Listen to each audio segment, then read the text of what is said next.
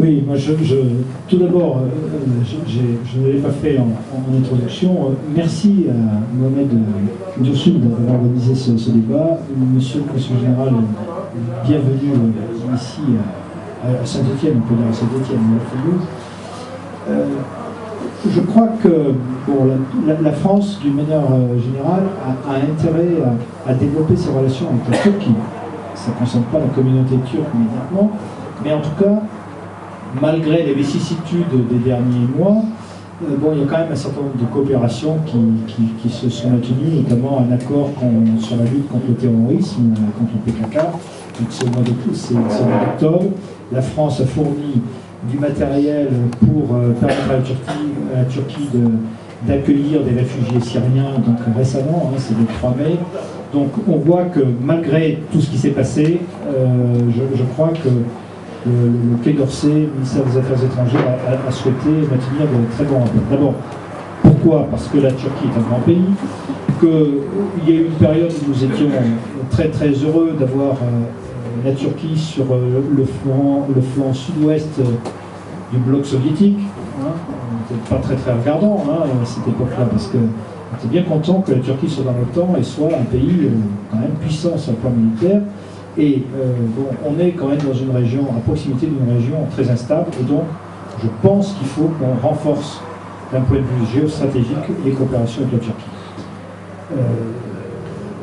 Donc, pour terminer là-dessus, moi je n'ai pas voté la loi mémorielle qui a été censurée par le Conseil constitutionnel. Un principe de base, je pense, ce n'est pas aux politiques d'écrire l'histoire, c'est aux historiens, et non pas aux politiques. Nous étions quand même nombreux à ne pas la voter. Ceci dit, il y avait tous ceux qui ont raisonné, et je vais répondre à votre question par ce biais-là. Moi, je ne vais pas raisonner dans mes fonctions électives, dans l'exercice de mon mandat, en fonction de telle ou telle communauté. Et ça n'est pas la tradition française.